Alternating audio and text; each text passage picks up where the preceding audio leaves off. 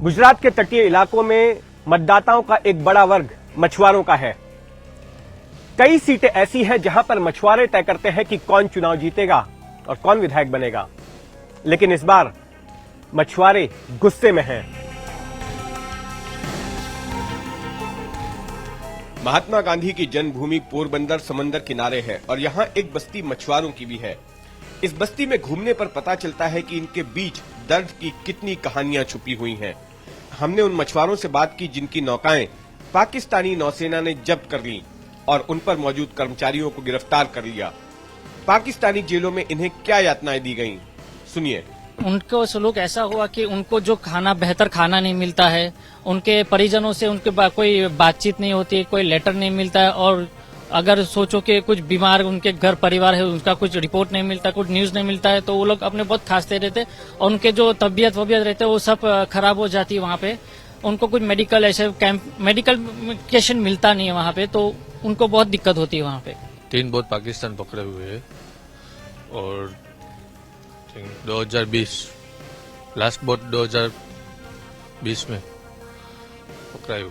जैसे इंडिया पाकिस्तान की बॉर्डर पानी में तो नहीं दिखाई रही थी, इसलिए कोई मछुआरा कभी पानी के बहाव से चला जाता है, इसलिए पकड़। वहाँ की सरकार का तो जो मछुआरे है वो बोल रहे थे कुछ खाना बेहतर नहीं मिल रहा है, ऐसा कुछ लेटर बेटर कुछ इधर इंडिया में लेटर नहीं भेजने देते, ऐसा सब बोल रहे हैं। ये पोरबंदर का समुद्र तट है और यहां से अगर कुछ ही किलोमीटर के फासले पर आगे जाएंगे तो पाकिस्तान की समुद्री सीमा शुरू हो जाती है। अब होता यह है कि जिस तरह से जमीन के बॉर्डर पर मार्किंग होती है, फेंसिंग होती है और साफ पता चलता है कि यहां तक भारत की सीमा है, इसके आगे पाकिस्तान की सीमा है, समंदर में वैसा नहीं होता। और इसी के वजह से कई बार अनजाने में मछुआरे पाकिस्तानी समुद्री सीमा में चले जाते हैं और पाकिस्तान की नौसेना उन्हें गिरफ्तार कर लेती है। ऐसा ही पाकिस्तान के मछुआरों के साथ भी होता है। जब उनके मछुआरे भारतीय समुद्री सीमा में आते हैं तो हमारी नौसेना, कोस्ट गार्ड या फिर बीएसएफ के लोग उनको गिरफ्तार कर लेते हैं। पानी का मूवमेंट आगे पीछे रहता है और एंकर में बोट होता है तो आगे पीछे भी चलता है। वो उधर कहीं वो जमीन मार्फत बॉर्डर नहीं है, इसलिए पता नहीं चलता है कि कब उस तरफ चले गए हैं, कब इस तरफ आ गए हैं, वो भी पता नहीं चलता। और क्रू मेंबर है वो इतने एजुकेट नहीं है, उसको पता नहीं होता बॉर्डर का। वो जीपीएस होता है तो उसमें उसको नंबर पता होता है, पर वो आगे जाए पीछे जाए वो पता नहीं होता, इसलिए चले जाते हो तो पाकिस्तान मरीन सिक्योरिटी है उसको पकड़ लेती है। देखो, पाकिस्तान हमारी अभी 1200 के करीब बोट पकड़ी गई है, जो अभी कोई छूटने की कोई उम्मीद हमें है ही नहीं। वहाँ जो मछुआरे है शायद 500 के ऊपर है जो अभी गए, वो जल्द से जल्द रिहा हो जाए। और बोट तो छूटने वाली नहीं है और बोट वहाँ कोई कंडीशन बची भी नहीं है, हमें भी कहीं से उसका इन्फॉर्मेशन मिलता है। तो हम लोग तो ये चाहते हैं कि हमें फिशरमैन को वापस उसके फिशिंग बिजनेस के लिए, उसके रोजी रोटी के लिए सरकार कोई ऐसा पैकेज लेके आए। जैसे यूपीए सरकार में पैकेज था 11 लाख का, तब 20 लाख की बोट बन रही थी और 11 लाख का एक पैकेज यूपीए सरकार ने रिलीज किया था कि हम हमारी नई बोट बनाएंगे तो 11 लाख सरकार हमें सब्सिडी के रूप से वापस मिलते थे। तो ऐसे ही अभी एनडीए की सरकार है और मोदी साहब बहुत अच्छा काम कर रहे हैं, तो हमारी उम्मीद उससे जरा ज्यादा है कि अभी की बोट 50 लाख के करीब नई बोट बन रही है, तो हमें वो हिसाब से 30-35 लाख का कोई पैकेज जाहिर करे जिससे मछुआरे उसकी रोजी रोटी सिर्फ एक फिश इंडस्ट्री में यही है। मछुआरे अभी क्या पैकेज मिलता है, अभी कितने का मिलता है? अभी कुछ नहीं मिल रहा है, हम चाहते हैं कि नया पैकेज हमें रिलीज करे। पूरे गुजरात से 1188 बोट्स पाकिस्तानी नौसेना ने पकड़ रखी हैं, जिनमें से 831 बोट्स अकेले पोरबंदर से हैं। 2016 से 631 मछुआरे पाकिस्तान की जेलों में सड़ रहे हैं। कई बार वहां मछुआरों की मौत भी हो जाती है। ऐसे में उनके शव भारत लाने में काफी वक्त लग जाता है। पर इन मछुआरों की समस्या सिर्फ पाकिस्तान ही नहीं है, डीजल की बढ़ी हुई कीमतों ने भी इनकी कमर तोड़ कर रख दी है। कोविड के बाद हमारा प्रॉब्लम और ज्यादा खस्ता हो गया कि कोविड के बाद हम जो डीजल का प्राइस जो है मछुआरों के लिए वो अभी फिलहाल 96.20 है, वो बहुत हाई है। और जो हमारा डीजल कंजप्शन है वो पर ट्रिप 2500 से 3000 है पर ट्रिप का। तो हमारा कॉस्टिंग डे बाय डे बहुत बढ़ते जा रहा है और जो हमारा फिशिंग कैच है वो बहुत दिन पर दिन कम होते जा रहा है। तो इस टाइम पे सर्वाइवल करना बहुत दिक्कत हो रहा है। हम लोग तो दिल्ली सरकार में अपना डिमांड भेज देते हैं, वहाँ से क्या, और पाकिस्तान की ओर से हमें कोई भी कहते हैं ना कि सरकार को भी कुछ भी सहयोग दे नहीं रहा है। इसलिए हम भी समझ रहे हैं कि ये दिक्कत बहुत है और हम भी हमारी बोटों को अवेयरनेस करते हैं कि उस तरफ मत जाइए। पर अभी जैसे यहाँ पोल्यूशन 1600 किलोमीटर का गुजरात का समुद्र तट है, फिर भी हर इंडस्ट्री का जो पानी, केमिकल युक्त पानी समुद्र में डाला जा रहा है, जिसकी वजह से किनारे से फिश दूर चली गई है।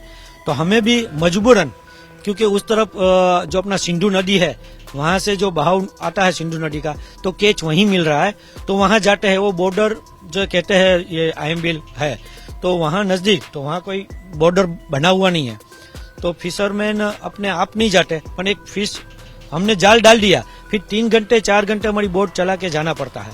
तो किस तरफ बहाव पानी का है उस तरफ हमें जाना पड़ता है, तो हमारी बोटें अनजान पाकिस्तान इलाके में चले जाती है तो पकड़ा जाती है। पर ये जो फिशरमैन को नहीं छोड़ रहे हैं, इसीलिए हम लोग भी परेशान है। पोरबंदर के मछुआरों की दुर्दशा की एक तस्वीर पोरबंदर के इस बंदरगाह पर भी देखने मिलती है।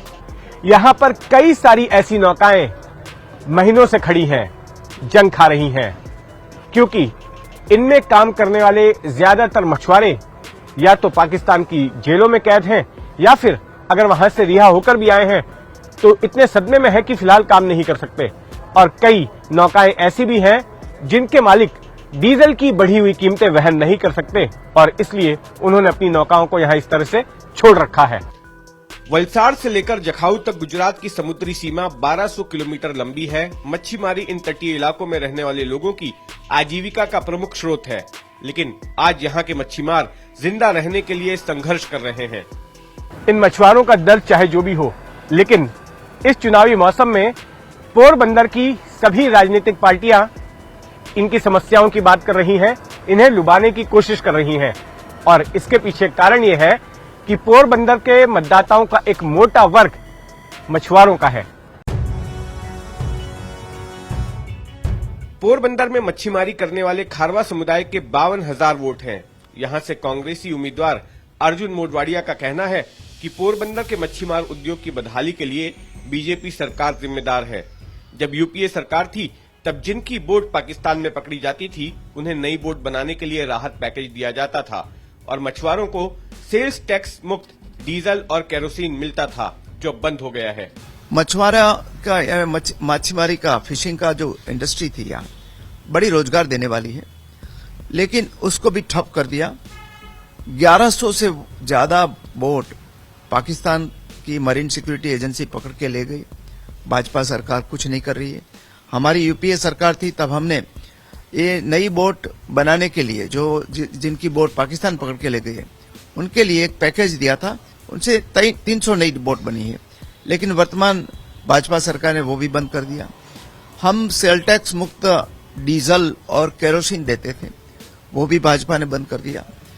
तो यहाँ कुछ मीन्स अधोगति पोरबंदर की हुई है, जनता उनसे त्रस्त है। बीजेपी उम्मीदवार बाबू भाई बुखीरिया ने पलटवार करते हुए कहा कि अटल बिहारी वाजपेयी जब प्रधानमंत्री थे तब उन्होंने सभी बोट्स को पाकिस्तान से छुड़वा दिया था, लेकिन 2004 में यूपीए सरकार ने ये स्वीकार कर लिया कि भारतीय मछुआरे गैरकानूनी तरीके से पाकिस्तान की समुद्री सीमा में जाते हैं। उसी के बाद से बोट्स छुड़ाने में दिक्कत आती है। जब अटल जी वड़ा प्रधान थे और यहाँ शरीफ जब आए थे आगरा में, वहाँ उसकी जो मीटिंग हुई थी ना, वो टाइम में अटल जी ने पूरी बोट, एक भी बोट वहां नहीं रही थी, सब बोट आ गई थी। 2004 में कांग्रेस की सरकार जब सेंट्रल में से आई तब से उसने स्वीकार कर लिया कि ये बोट जो हमारे जो मछुआरे है वो गैर कायदेसर वहां आता है। उसके बाद ये कोई बोट नहीं आई है। फिर भी जब नरेंद्र भाई बड़ा प्रधान बने तब भी तो थोड़ी सी बोट वहां से हम ले आए थे, लेकिन उसके समय से ये बोट नहीं आ रही है। अब 98 के बाद देखो एक भी बोट वहां नहीं थे, सब बोट ले आए थे।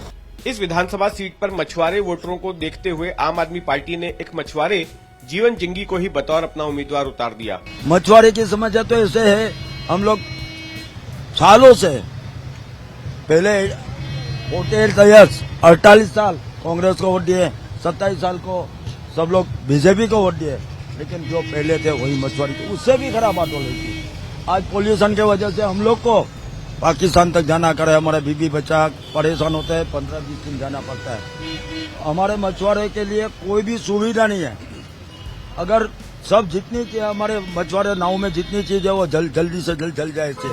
एक फायर सेफ्टी की सुविधा भी 75 साल में ये लोग ने प्रोवाइड नहीं की है। विकास की बात हो रही है, मछुआरे की हालत खराब है, डीजल का भाव बढ़ गया है, तो बाहर जाएंगे तो वापस आते हैं 1 लाख का फिशिंग है, 4 लाख के खर्चे करके फिशिंग को जा रहे, 20-25 दिन से आते हैं तो 1 लाख का फिशिंग आते हैं। सरकार को उसकी चिंता ही नहीं है कि गवर्नमेंट के ये फिशरमैन को अभी याद कर रहा है, हमारा फिशरमैन के बीच में अभी आ रहा है लोग, लेकिन फिशरमैन की चिंता किसी को नहीं है। हमारी बीबी, हमारी बेटी, हमारी सब लोग को आज अपना अपना गहना बेच के अपना गुजारा करना पड़ेगा, ऐसी परिस्थिति करती है। सबका जो घर है वो मॉर्गेज पर है फिशरमैन का। चुनावी मौसम आने पर राजनीतिक पार्टियां मछुआरों के हित की बात तो कर रही हैं, लेकिन पुराने अनुभव को देखते हुए मछुआरे आशंकित भी हैं कि चुनाव निकल जाने के बाद फिर एक बार इन्हें कोई पूछने वाला नहीं होगा।